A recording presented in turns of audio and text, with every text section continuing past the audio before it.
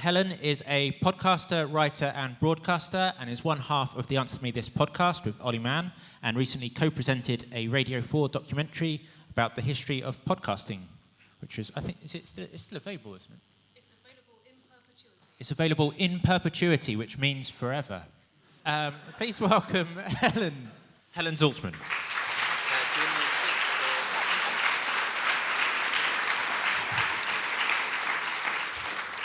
I call this self-portrait in dead salad.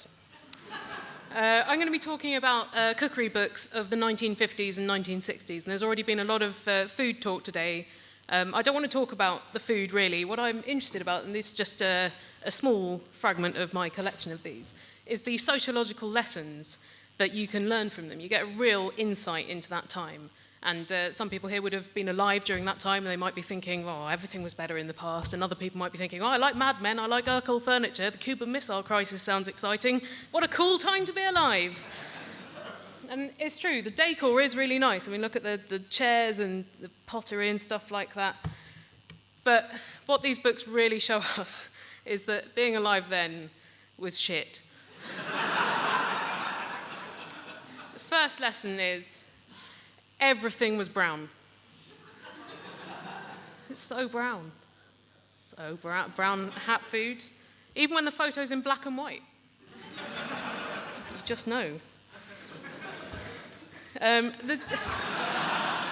For reference. The next lesson is, you know how people of older generation like my grandma would say, well, no one was overweight in my day because, you know, when you lived through rationing, you didn't do excess, you had no junk food, but you used to move around a lot more. It's not true. People were thin because no one wanted to eat this. A brain covered in puke. Look, it's multiplying. Like the gremlins. And then there were 4.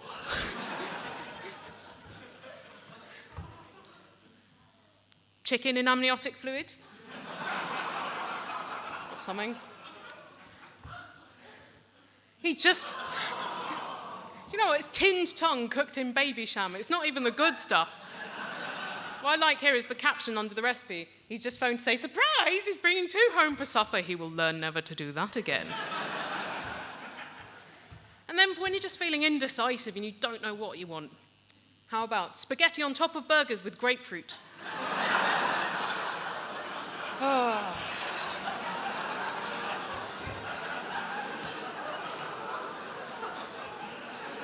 It's very troubling, very troubling. The next lesson is it makes you rethink what you imagine mid-century glamour to be, because, you know, the picture we get now is stuff like this, you know, Rat Pack and Marilyn and Audrey Hepburn, inaccurate. When I say glamour, you say kidney. No Glamour Kid fans in. So prepare for these Joan Collinses of food. It's like a merkin, isn't it, made of rice?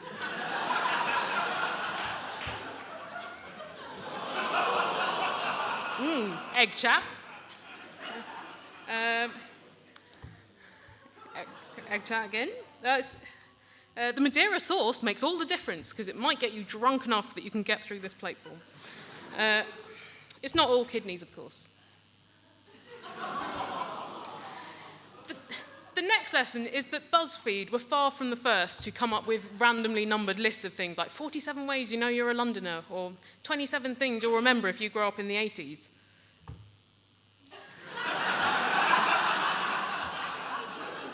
No, 281 would be a failure of the imagination. 283 would be too much filler. No one is buying this book for the album tracks. You know what is in this book? Banana in everything, even with salmon. Because at the time, they smoked so much, they couldn't taste anymore. But one of the biggest lessons of all is about gender. These unsung heroines, British housewives, because these books are all directed at women, because until Jamie Oliver, men had never even seen a kitchen. And if they didn't get married to someone who could cook, they died. So here are some women buying food. Spot the men. There they are. they're not buying food, though, they're actually undercover officers, just making sure that no liberation is happening. Because these books paint a very subjugated picture of women. This is a Good Housekeeping book from the early 60s, and it's pitched so squarely, housewives, daughters at home, the ones you can't get off your hands, she can't even boil an egg. She'll never get a husband that way. So it's all about training these women up to be housewives. And actually, this time sounded like quite a rough time for women, because during the Second World War they were afforded independence that they'd never really been able to have before. They had a lot more workplace opportunities than had previously been available. And then afterwards, when the men came home, they were dumped back into their old roles. And not only that, it was a time when the dream of the suburbs was really booming, and so people were moving out of inner cities in their droves to these very geographically isolated communities. So women didn't have that many people to talk to. They also had deliberately small kitchens, these new houses, just to reinforce the notion that, women wouldn't be tied to the kitchen anymore because all mod cons could do their work for you. But it's not like they had much else to do. So apparently depression was very widespread at the time. Here's a woman in her natural habitat, so tied to the environment that she's dressed to match the curtains. And look at the window, tantalizingly open and, the hint of escape, but she's blocked in by her own table. Oh. So what was there for her to live for?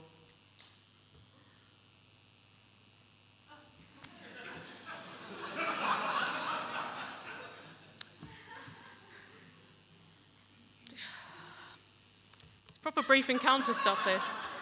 Finish this sentence. The satisfaction obtained through handling the dough can be likened to the... that moment of elation just before you die at your own hand. So, unsurprisingly, if you look at these books carefully, you find a lot of cries for help.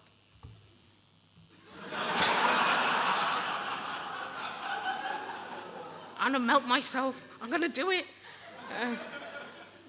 Humpty Dumpty. I'm gonna jump. Roadkill for your birthday. And some of them aren't just depressed, they're furious and evil. Look at these swans. This next diorama. I don't know if any of you have seen that episode of Inspector Morse, where he's investigating a satanic cult and murderous Keith Allen is on the run dressed as a woman. That's what this reminds me of. The next lesson is that the 60s were famously swinging, but half bottle of red. Let's not get too silly. Rein it in. But you can get sexy. Give him the bird. This is a still from the video for Je t'aime. Some of you are upset by this. Well, women did used to use their feminine wiles to get what they want. There was an ulterior motive for being good at cookery. If he's a bit slow in getting the love message, speed his brain processes and see whether herring and herring connect. If you liked it, then you should have put herring on it, etc. It's a very... It's such a subtle message. But of course, women are only after one thing, which is Easter bonnets. Hey, ladies? But what do these books teach us about the men that women were trying to entrap? Aside from the fact that they were morons who could be bewitched with kidneys and stuff. Well, what we learn is that men were the muscle. Heavy manual labour, that's what men do. So you had to feed them a lot.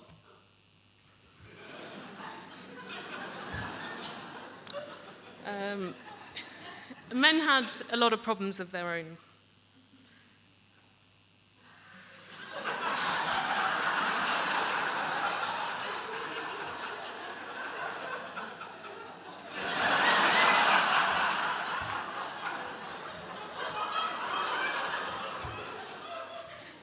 Now, the next lesson is quite simple, but you might want to write it down.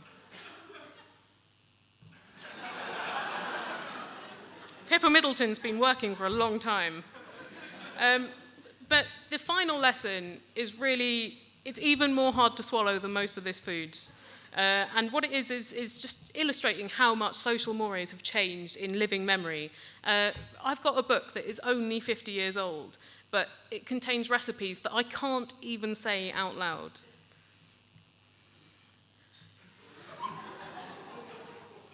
You see, picture below, are you ready? Because this is it's very offensive. There they are. And you know what the worst thing is about it? Well, the second worst thing, because that is obviously the worst thing. The second worst thing of the cakes themselves. Excellent individual place cakes at a party, each child's name on them. So, someone in this room might have had these at their childhood party, their KKK-themed childhood party. My parents might have had them, especially my dad, because he grew up in apartheid-era South Africa. So it just goes to show that these things are uncomfortably close. But just let's pretend it never happened and just look at this cake that is like a hat and just hope that takes the unpleasant taste away. Anyway, thank you very much.